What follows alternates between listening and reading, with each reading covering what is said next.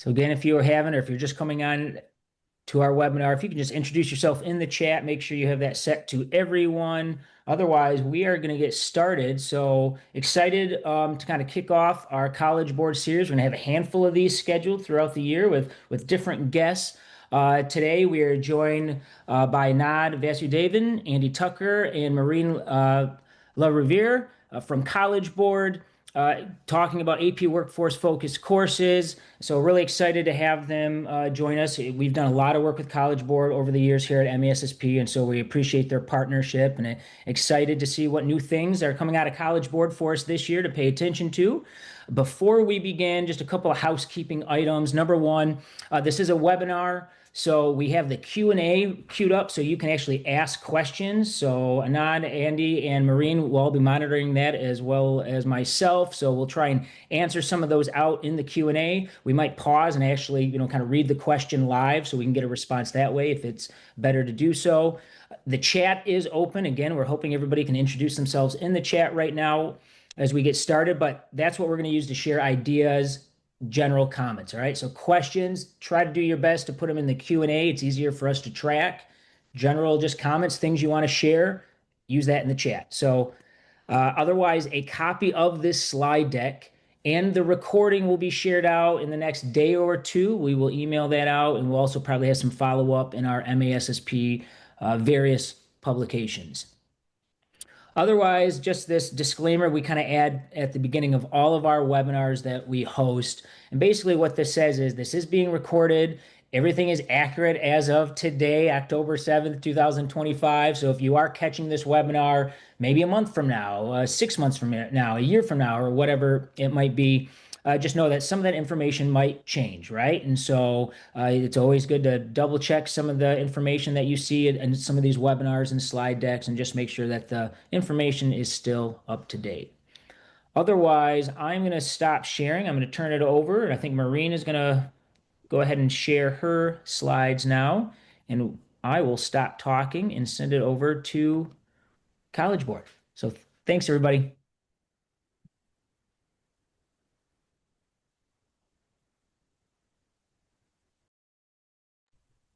Well, good morning, everyone. And just doing a check here, Ryan, can you see the right slide? Thank you.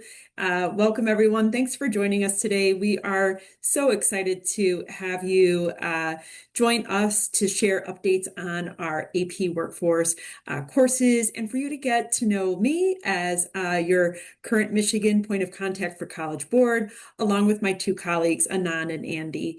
A little bit about me. I am home-based in Illinois and have worked at the College Board for 10 years, and I serve as the Midwest Executive Director.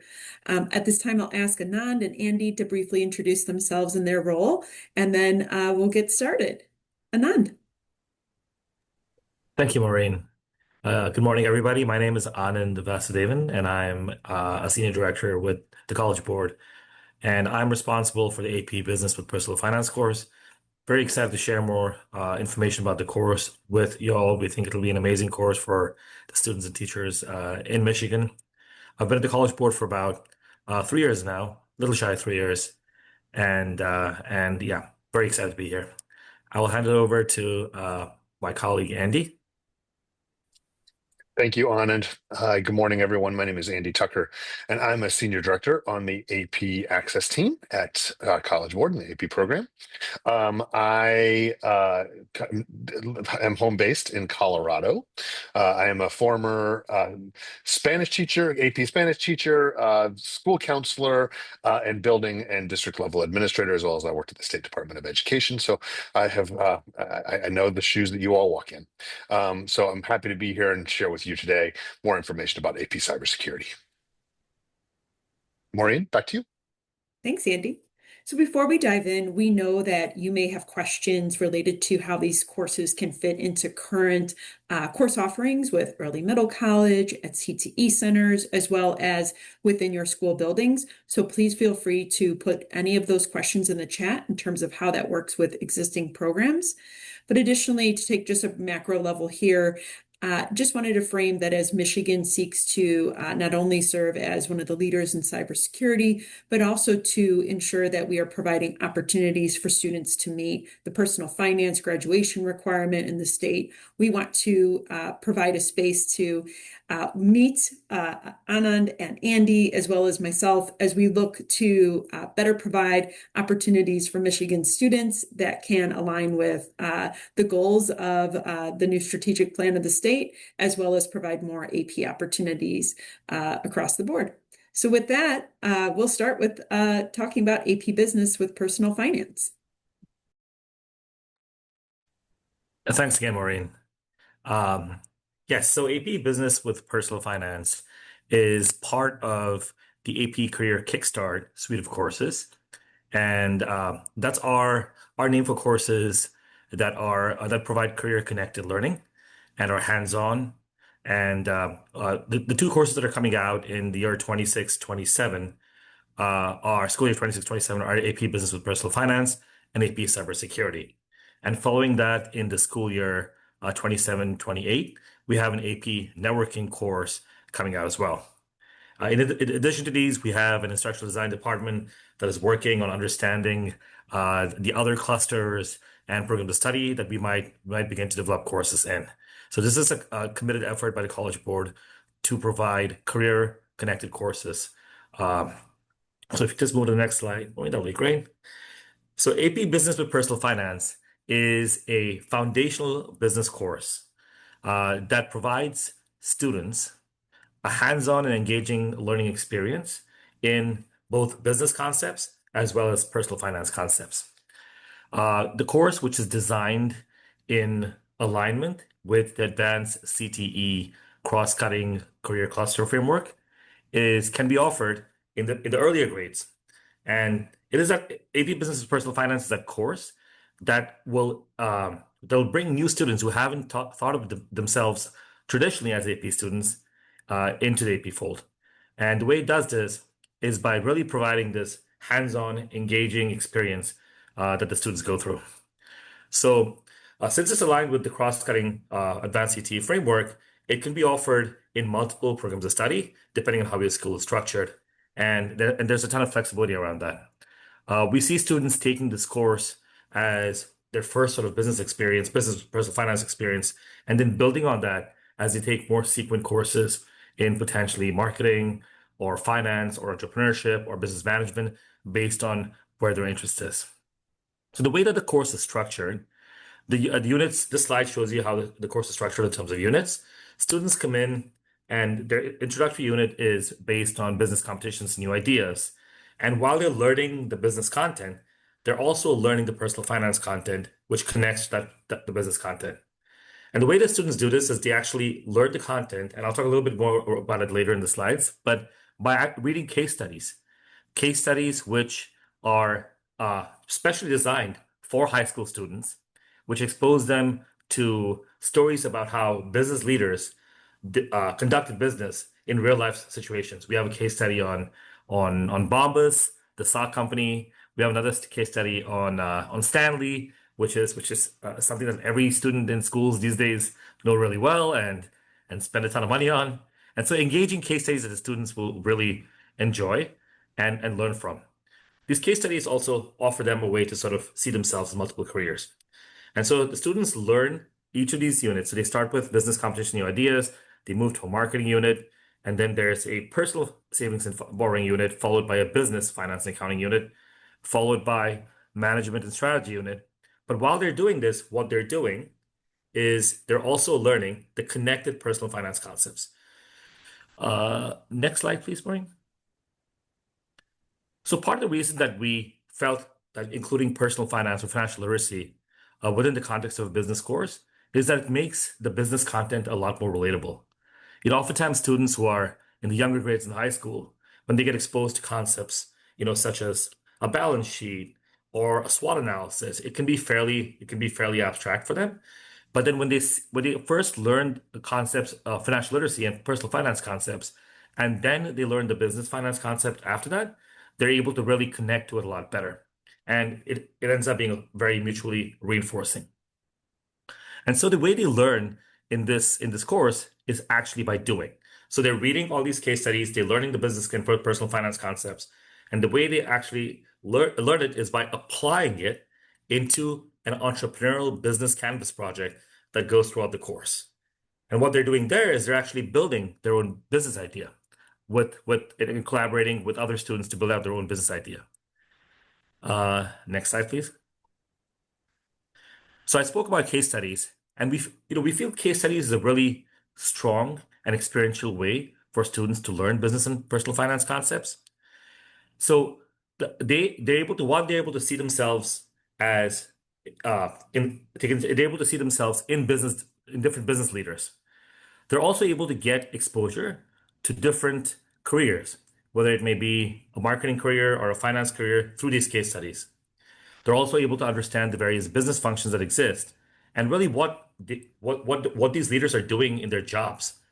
So in order to make this really accessible, our case studies span the gamut in terms of having small companies all the way to large multinational companies.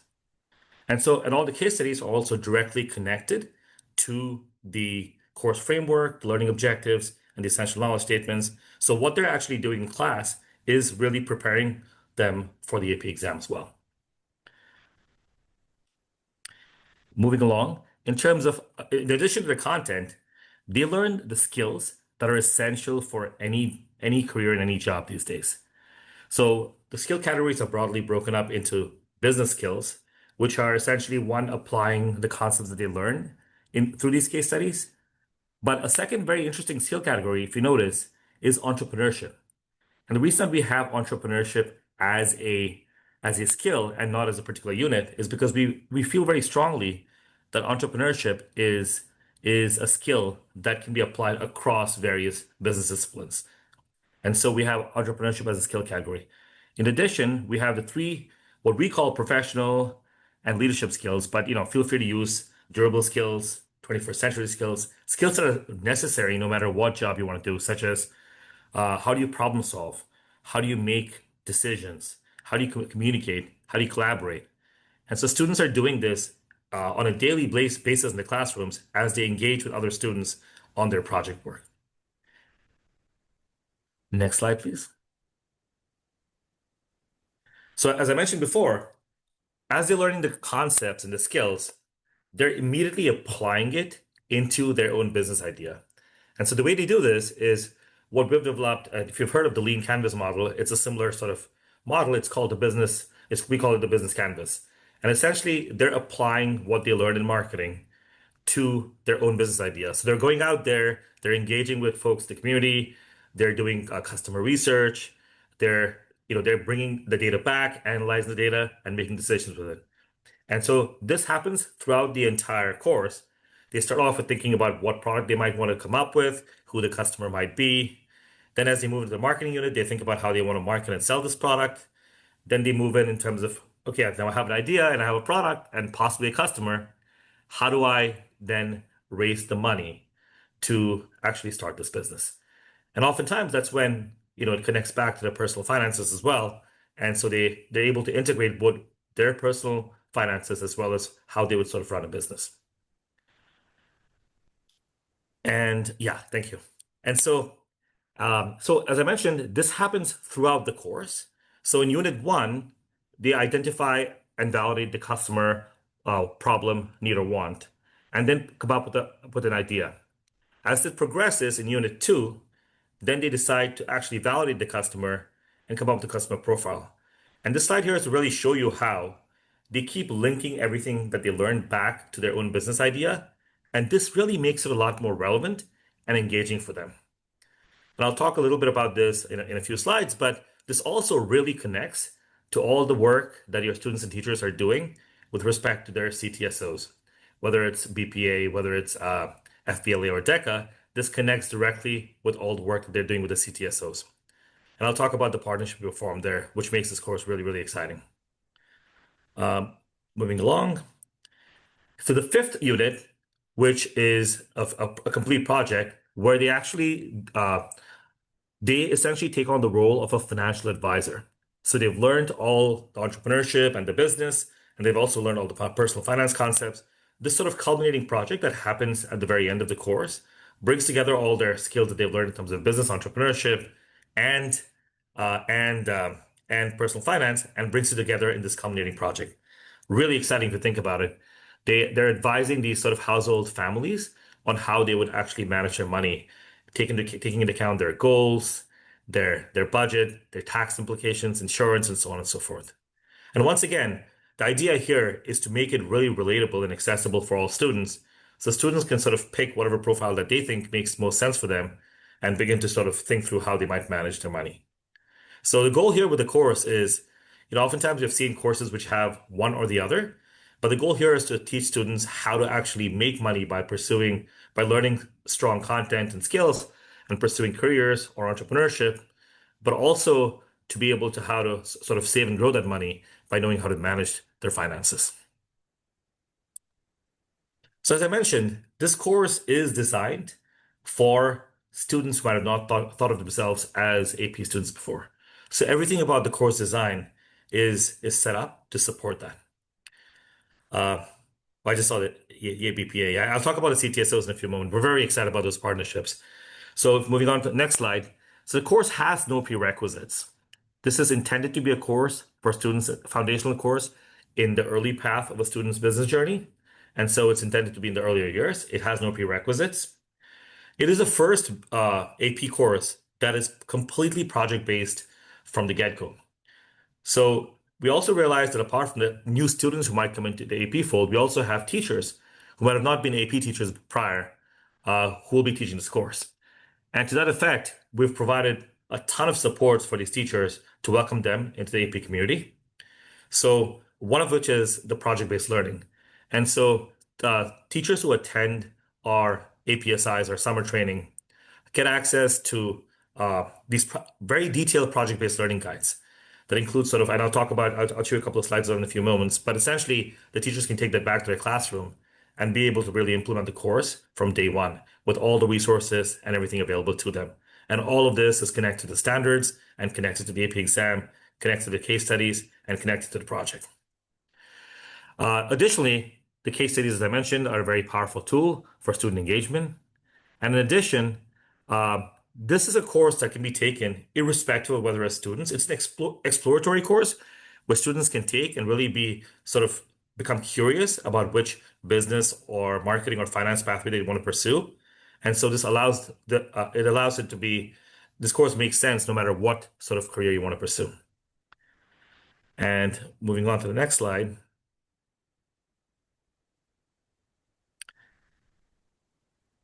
Yeah. And so this is just a basic layout in terms of where this fits in. So our course is aligned with all the national business and personal finance standards. And on the personal finance side, it's aligned 100% with the Jumpstart CEE national standards for personal finance, which, if you know, it is sort of like the default national standards for personal finance, and is also aligned with the NBEA business standards. And NBEA is one of our advisors, and we work very closely with them. And so this is aligned with all the national standards. It can also be, as you can see from this map, it can be offered as a foundational course in multiple programs of study. So the idea is the students come here, they get engaged with the business content, get involved with the CTSOs, and then they can sort of build their pathway in business. And we have a question. Actually, Kathy had the same question that I kind of had circled right at the get-go here. So in Michigan, we require 4 years of math, and a new requirement is that if they have a half credit of personal finance. So would this, I'm assuming, would meet that that requirement or that option for in Michigan? Are you guys, or have you talked about that or discussed that for the states that have 100%. Yes, we're having the conversation with the state right now, and we more than likely, we don't have the final confirmation just as yet because we're engaging in conversations, but more than likely, this will satisfy the half a credit personal finance requirement. That's our hope, because it is aligned with all the national personal finance standards. Yeah, absolutely. I would like to think so as well, Kathy. So good question. That means I'm great question. Thank you for asking that, Kathy. So I'm happy that I was thinking that way with Kathy. That she's smarter than I am, so that makes me feel all right. Thank you. Also, just to clarify, we've been working Michigan's kind of a special place for us because we've been working very closely with Tom Knight, who works for the state as the business and IT program manager. And Tom's been an advisor for the course since the beginning, almost for the past 2 years. And so we've been working very closely with Tom Knight. He's very well aware of the course. We will be at the Michigan Business Educators Association conference in Frankenmuth in November. So please encourage your teachers to attend the conference. We'll be there. We'll have a ton of merch to share, we're actually having a teacher who is field testing the course in the classroom in Michigan at the conference to sort of talk about experiences, which will be really great for teachers to attend. Uh, Moving to the next slide here. I spoke about the project-based learning. This course is completely project-based, so everything that the students do is really truly a lot is engaging and hands-on. But really, a lot of project-based learning that comes out of this is directly applicable for their CTSO competitions. And so I'm going to just quickly move to that slide, if that's okay, Maureen. Yeah, can we just come back to this slide just really quick? Go to the CTSO slide, Maureen, if that's okay with you. I think it's like 1 or 2 slides down. One more. Yeah. So like I mentioned, so we've signed partnership agreements with FBLA, DECA, BPA. Patrick from BPA is an advisor to the course, as is Chris from DECA and Jen Staley from FBLA. So we're working with them very closely to essentially integrate the work that they do for the CTSOs, both the students and teachers, into the course. So we're creating these toolkits. So if you're a BPA teacher who's bringing this to the classroom, we're creating these toolkits where what you do in these project-based learning modules, the tasks, the presentations, and so on and so forth, directly align with what the kids would do for the BPA competitions, or for the DECA role plays, or for the FPLA competitions. So we're creating these toolkits so teachers can actually use what they're doing in class to prepare kids for the curricular programming that these CTSOs have. We feel that's a really powerful thing in the business marketing education space, that we feel that it's something that and our feedback has been very positive in terms of teachers like actually seeing this as a platform to prepare students for these competitions. So just going back a couple of slides, I'm sorry, I just went a little out of order here. Yeah, one more. Yeah, that's perfect. So since I mentioned that since we're going to have a ton of new teachers who haven't traditionally been AP teachers, a College Board is covering the cost of registration for all new teachers to the course. For this and for cybersecurity, we're covering the cost of registration for the APSIs for all new teachers. And so what this means is when teachers attend our summer APSI, which is both in person, and we have different area, places in Michigan, but also can be virtual, then the teachers receive these project-based learning implementation guides, which are these detailed instructional resources that they take back with them to the classroom. Our goal is to really make this plug and play in the existing business classrooms. And that is sort of our goal with this. In addition, they obviously get the repository of case studies.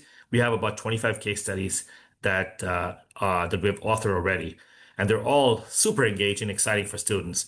And this is available for all the teachers to use for free. And in addition, I spoke about the CTSO alignment, which I think is really, really exciting from what I've seen for all business and marketing teachers. So, and I spoke about the teacher grants. So when teachers, pretty soon this fall, there should be a link for essentially an interest form for the teacher grants. And I'm sure Maureen will be at some point passing it along to the teachers in the states themselves. And if teachers fill it out, then they essentially get queued up to receive the grants. And we're covering the costs for all new teachers to the course. So that's for next year is going to be all teachers. So that's pretty much it in terms of the course itself. Here's just a visual of what the project-based learning guides look like. You can see like every unit has its own project-based learning guide. This particular one is for the 5th unit, where there's a financial literacy unit. And so you can see that there are tasks. We have durations. It's broken up by day to day. If you go to the next slide, Maureen, you can see there that it's, task 1. It has a driving question. It has an overview. It connects to learning objectives. It connects to the essential knowledge statements. It's completely mapped out for teachers to be plug and play for the teachers. So we're very excited about this part. And this is the very first course out of the gates that's completely project-based. So that brings me to the end of my presentation. And I'm happy. Oh, if we also there's an interest form here that if you don't mind, and you'll have the deck with you afterwards anyways, but if you can fill out the interest form, then we can make sure that Maureen and one of us will follow up with you if any follow-up questions. I think I've taken a little more than my time, but I'm happy to answer any questions now or even afterwards at any point. Feel free to reach out to us through Maureen and we can answer any questions. But I'll hand it off to my colleague, Andy, to talk about an equally exciting course. Andy, can I interrupt and just ask one more question here? Sure. Obviously, knowing that's an advanced placement course, so can you just talk briefly about what the exam kind of either looks like, or are you guys like how does it articulate or credits? Because I just know that's just always a popular question for schools is to know, how that all works because it is an AP course. Sure. Great question. And I should have covered that in the previous slide, which I didn't, but thank you for bringing that up. Yeah. So essentially, this is an AP course, and it comes with all the benefits of an AP course, which include if you get a qualifying score in the AP exam, you get the potential for college credit. And we have a higher education team that's right now working with every state system and community college system to ensure college credit. And the goal here is that what we're seeing is if the higher education institution has an introductory business course, it would count towards that. But if it doesn't, it'll most likely count towards some kind of elective credit in business, is what we're shooting for. Perfect. Okay, I would assume. I just wanted to make No, sure. that's a great question, Ryan. Thank you. The second thing I wanted to also mention, since you mentioned that, is the course. All these courses also come with employer endorsed credentials. They all come with employer endorsed credentials, which is our version of an IRC, and essentially students and the students who the same qualifying score in the exam also counts towards getting the employer endorsed credentials. So the one exam counts for both. I think that's important to remember.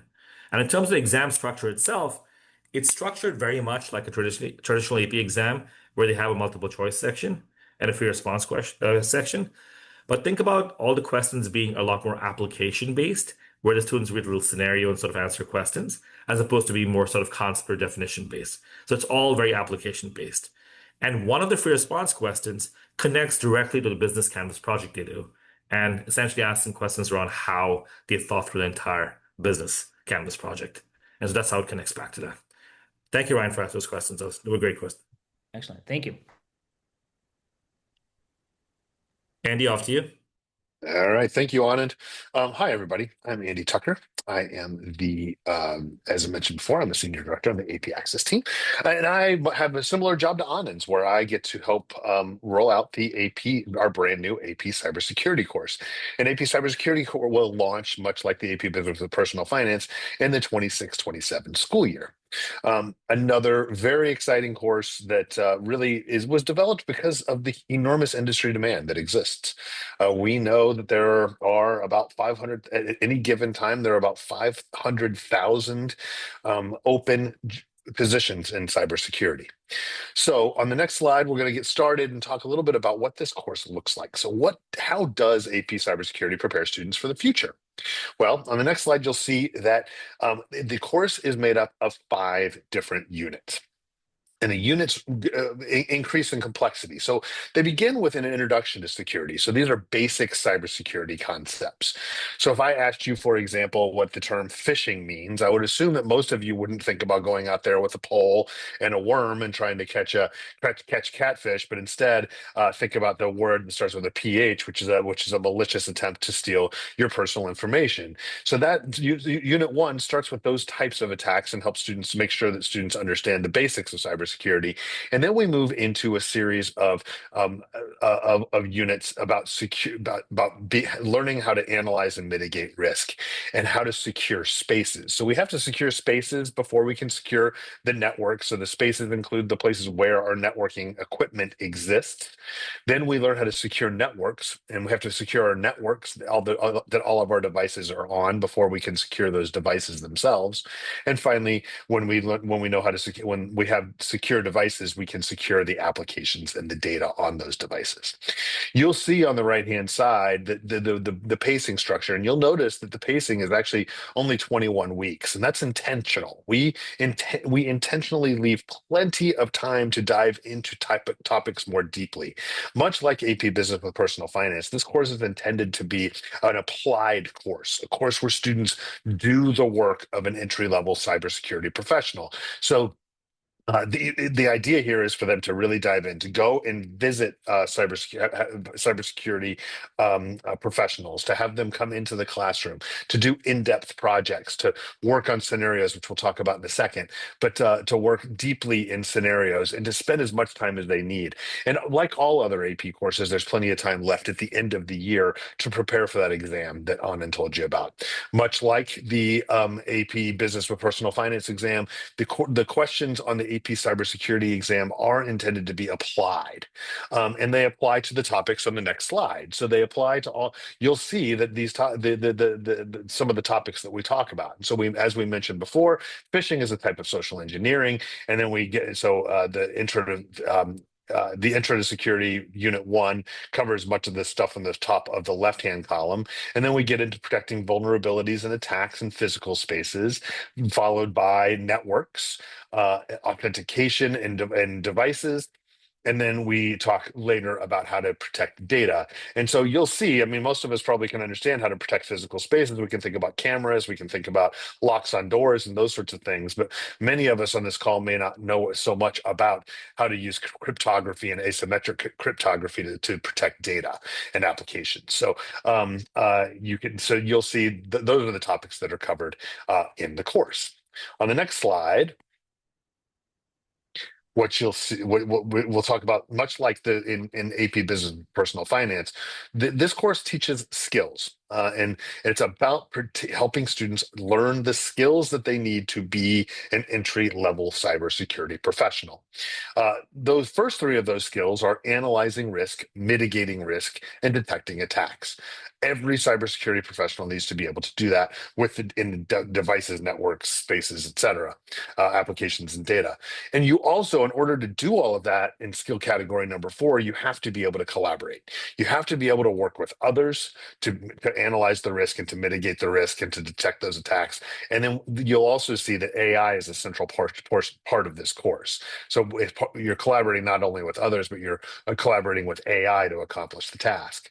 And then if you look horizontally, what you'll see is that and when you analyze risk, you have to be able to identify, for example, in 1A, with and without the support of AI, the vulnerabilities, threats, attack methods, and explain how they generate risk. So when you analyze that risk, you have to be able to communicate it in order to be able to mitigate it and detect it, to be able to mitigate it. Similarly, along that left-hand column, you'll see the students learn how to investigate problems, to assess their impacts, and enact solutions. So they're learning critical thinking, they're learning problem solving, they're learning problem recognition, they're learning collaboration. All of these durable skills that we know are absolutely essential in the workforce.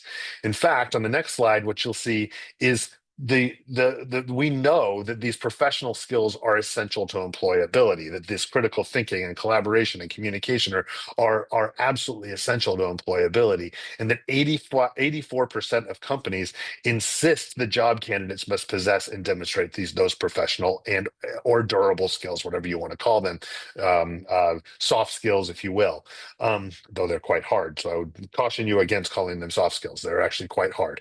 And we know that this course also covers 7 of the 10 skills that are in most demand in technical field job postings. So this course really does teach students the skills that they need to be successful. I'll point out to you as well that I would suspect that nobody on this call is a cybersecurity professional. Actually, if you go back, stay on that one slide for a second. That nobody on this call is a cybersecurity professional. Indeed, we all carry around these little pocket computers. We all have. We're all probably talking to each other on a computer or a laptop. We all have access, especially those of us in education, to a large amount of personally identifiable information, or PII. We all have access to things that need to data and to to information that must be protected. This course, even if a student doesn't decide to go into the field of cybersecurity, teaches them skills and knowledge that they will use in no matter what career field they choose. On the next slide, you'll see that the way we do teach this course is largely through authentic cybersecurity scenarios. In each one of our unit, we have between 1 and 5 scenarios that highlight the professional career situations that entry-level cybersecurity professionals will encounter. And they run that, and we'll see a couple of them in a second and go through a couple of them, but you'll see that they like. So there's one that the first bullet there is a unit 2, fairly simple scenario where you're conducting a physical vulnerability assessment of a new lab. What makes the lab vulnerable to a physical attack, to having somebody come in and take the devices that exist. But in unit 4, they're assessing the risk of possible vulnerabilities of interconnected farm equipment. In a state like Michigan that has a lot of rural land and a lot of farmland, we may not all think about the fact that farm equipment is interconnected, but it is. And much of what we do in our world is connected via networks. So again, this course is applicable to lots of fields, and it helps students to really explore the breadth of the cybersecurity field. It's not just working for an IT company like Google or Microsoft, which is what most people are going to think. Indeed, every organization has a need for cybersecurity professionals. Let's go look at what a scenario might look like. So in this sample scenario, it's unit 1, and the learning objectives in unit 1 are understanding social engineering. So 1.1a, identify common indicators of social engineering tactics. 1.1b, explain how social engineering tactics influence victims to perform a desired action. And 1.1c, describe possible impacts for victims of social engineering attacks. So those are the learning objectives. So I'm going to give everybody a couple of minutes to read this scenario, and then I'm going to ask you a couple of questions. But here's a question to think about as you read it. How does this scenario on your screen, detecting phishing messages, how does this scenario help students to really internalize and apply the concepts that they're learning in this course? So take a minute and read it, and then go ahead and feel free to answer that question in the chat, and I'll put that question in the chat.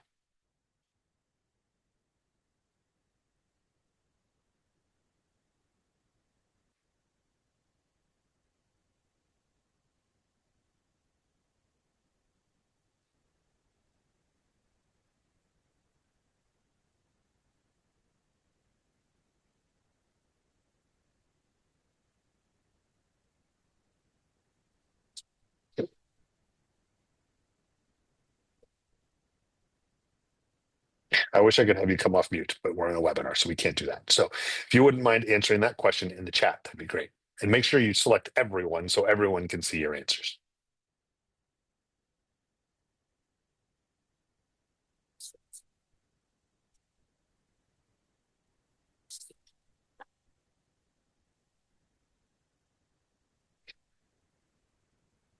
Kathy says, such a great real world example for a student in a context they can understand. Yes, that's a really important part of the way our scenarios are written, Kathy, is that they are two things. One, they're real world. Yes, this is something that we see.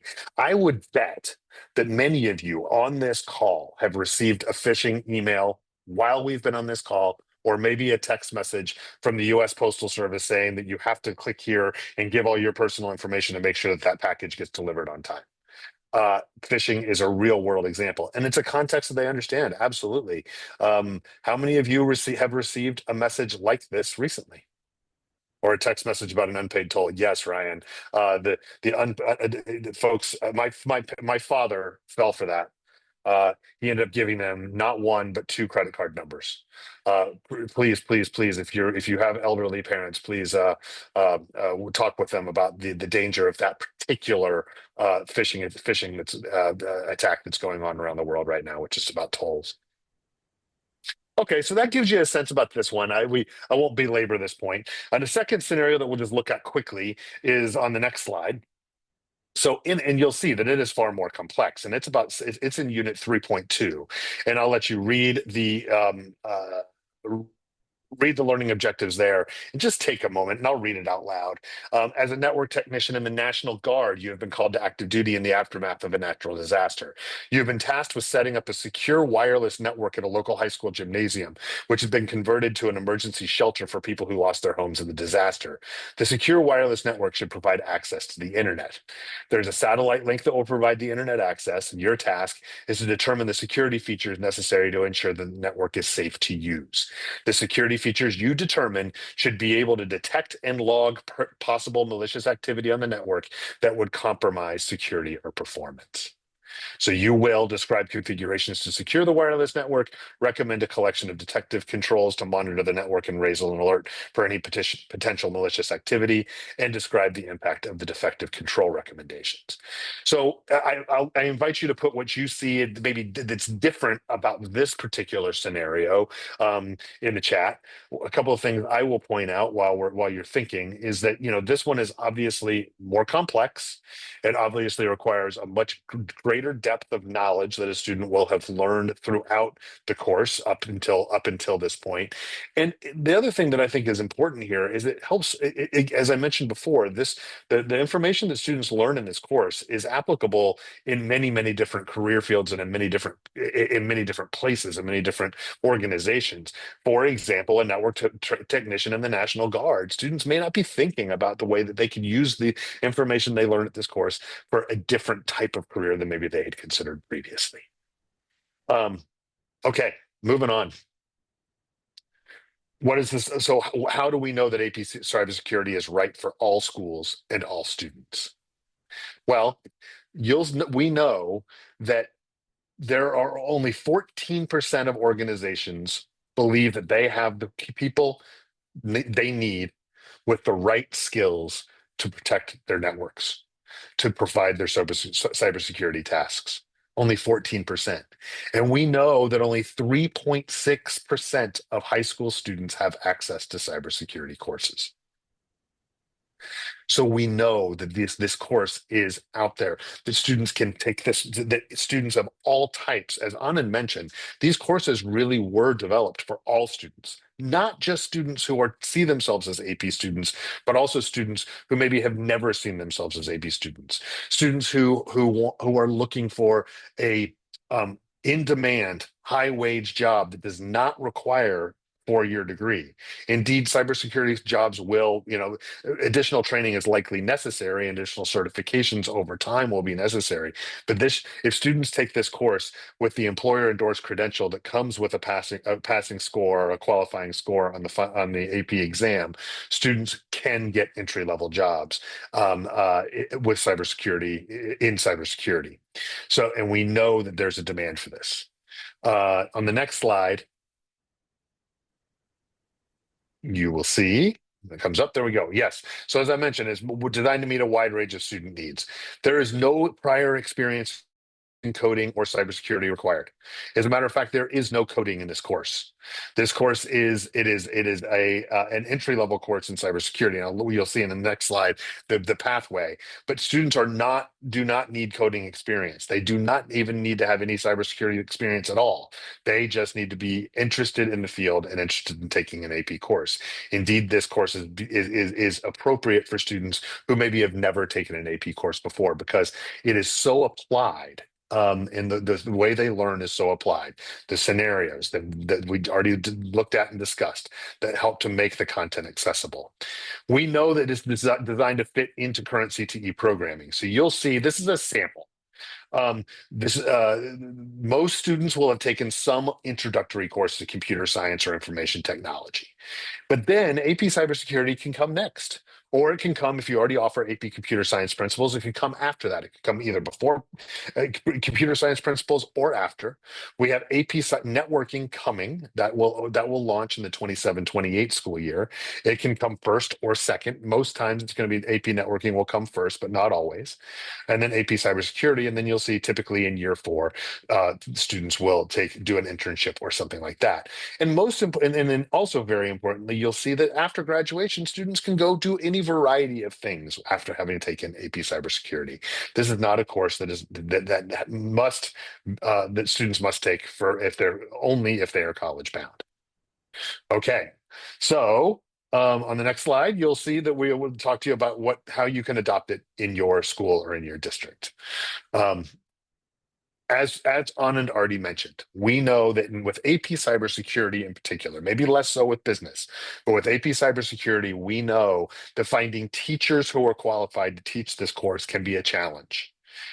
Our AP Summer Institutes that Anand already spoke to you about are 5-day, 30-hour experiences, intensive experiences where prospective teachers of the course, future teachers of the course, go to learn intensively the in-depth workings of the course.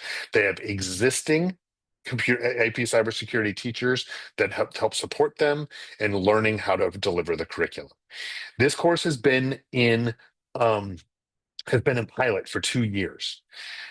Yes, and of our pilot teachers, there are about 500 pilots going on in our pilot schools. A lot of the teachers are current or former computer science teachers or information technology teachers, but we also have lots of teachers who came from other disciplines: English, social studies, math. They were just interested in teaching this course, and the AP Summer Institute helped prepare them for that. In order to help train your teachers, as Anand already mentioned, but just to double down on, we offer grants for first-time teachers of the course, so where we will cover their full registration costs to attend the Summer Institute. Schools and districts must cover their travel, but we will cover the course of the registration to make sure that they learn how to teach this course from experienced teachers. Next slide. So on the next slide, we'd like to learn a little from you. And we'll see if this works in a webinar format. But we'd like to learn a little bit from you because you are our partners in this. So we'd like you to think about what schools with existing business, cybersecurity, or AP computer science programs, what do they need? What do those schools need in order to adopt AP cybersecurity and or AP business with personal finance? Put some thoughts in the chat. I mean, help us because we want to help you. We want to make sure that these courses are available to students because we know that they're going to prepare them for a future career. So how can we help you? What supports do you need from us, College Board, to get these courses in the hands of your students? Please put it in the chat.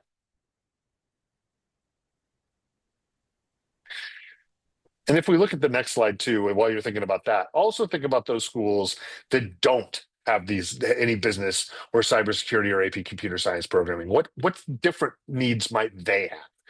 So how can we at College Board provide you the supports that you need in order to get these courses adopted in your school? And Andy, Thank you, Kathy. that's a great question. I'm hoping everybody can give them some feedback because really, um, for the next few months, this would be the planning part, the phase, right, that That's we are right. doing to be able to adopt these to our handbooks, to get them approved as an offering, to start thinking about, staffing in mind, right, as we are trying to plan out. It's hard to think about scheduling for next year, but a couple months from now, it's going to be at the Absolutely. forefront of everybody's mind. So this is our time to be able to provide some feedback and see, what tools, resources do you need to be able to explain these courses to potential staff that can lead this, right? To be able to explain this to central office or board members that are going to need to approve the recommendations to be able to offer these courses, to be able to start letting kids know about them and opportunities, especially with some of these courses that, I think it's at times when you think about some of the AP level courses that are out there, you think it's automatically college bound, upper echelon kids. But if we can think about offering this earlier in their career, some of them, as you mentioned before, a freshman or a 10th grade course, it's not just something for juniors and seniors.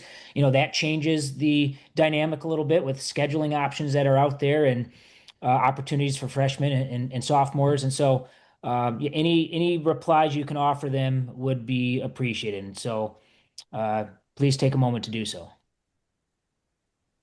Yeah, thank you, Ryan. I mean, yeah, this is our job, right? We want to make this possible and we want to support you. So, and we know that you have a million other things going on. So what would be beneficial to you for us to provide to you to help you adopt these courses?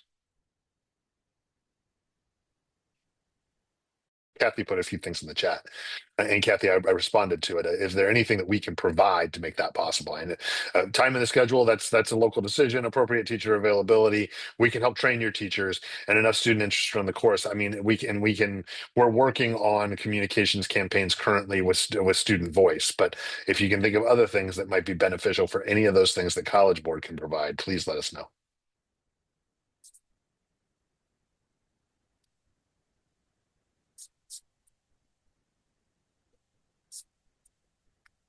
Well, um, I am happy to wait for a couple more minutes and have good teacher wait time. And I'm also happy to just put the slide up that shows my the contact information. So thank you, Maureen. Here are some more information about AP cybersecurity. If you'd like to get it, you'll get this slide deck so you can go and get these links. On the next slide is the course interest form, which we really would love for you to fill out. If this is something that you would like to offer in your school, please, please, please shoot this QR code right now and fill out this form for both AP Business with Personal Finance and AP Cybersecurity, and we would be very happy to reply to you. On the next slide, I think you'll see my name and my email address. If you think of additional things that we can do to help support you in the adoption of AP Cybersecurity and or AP Business with Personal Finance, I hope you will reach out and let us know. With that, I think I kick it back to Ryan. I can't. Yeah, It's Ryan. Kick it back to Ryan. Thanks. Question for Thanks for you. being here. Oh, Thanks, please. Andy. Quick question for you. Same as when we were asking about the business with Yep. personal finance course. How do you imagine this would articulate then at for collegiate credit, not knowing that not every school necessarily has a cybersecurity program per se? Is there Yep. any talk about how that might still align? Yeah, I mean, much as Anand said, much like AP Business with Personal Finance, AP Cybersecurity will have aligned college credit. We are, as Anand mentioned, we have a higher ed team that works every single day to work with higher ed. State departments of higher ed and state community college systems to make sure that these courses get college credit like anything else. Now, I think it really will depend on what a student's major is, but certainly students who are studying computer science will be able to get some credit for this course, credit for the course. Other students who might pursue other majors might be able to get elective credit or other things for this course. And I think it's also, I want to really lift up again the additional benefit of these AP Career Kickstart courses is the employer endorsed credentials. So we have employers that are signing letters saying we believe that these courses teach the basic skills that students need to be successful, and we endorse them, and we believe that and I think that it's much like an industry recognized credential. So the students can walk out having taken one test with two real benefits: that college credit or advanced placement, and that employer endorsed credential. Absolutely. Well, I appreciate the information on the courses. As a former building principal and a business and technology teacher, am really excited about both of these courses. And Mhm. so I'm hoping that our members will be able to review the information, start thinking about again, that scheduling process for in the wintertime. So we have a couple minutes left. If there's any other last minute questions that we have for our friends at College Board, feel free to put those in the Q&A right now. I'm going to just pull up a couple of items here from my end. So again, this is College Board is providing us with a series of different webinars covering a lot of different topics. So you can see kind of the month ahead. We have a couple legal webinars coming up. We have one on phone-free practices and policies to implement in your school, managing information requests. It looks like, Maureen, we are coming back to talk in November about the PSAT score data portal and some things you can use and look at and review with your teachers. And so you can find all of these by going to massp.com/events. So again, these are all our webinars, and we do have a really cool conference coming up centered around AI and best practices, where you can bring a team of administrators and educators and students, probably most importantly, students, to explore AI practices and really put together an AI action plan in your school. So again, you can go to that link and check it out. Otherwise, I'm not seeing too much in there in the Q&A. So it looks like I think you guys just did a great job of explaining the courses and All the questions I wrote down, you all answered along the way. So really appreciate your time. And so we'll get this information out to everybody, especially those who aren't able to hop on that did register. And hopefully we can get an uptick and some interest in these courses for next year. So really appreciate your time, everybody. Thank you.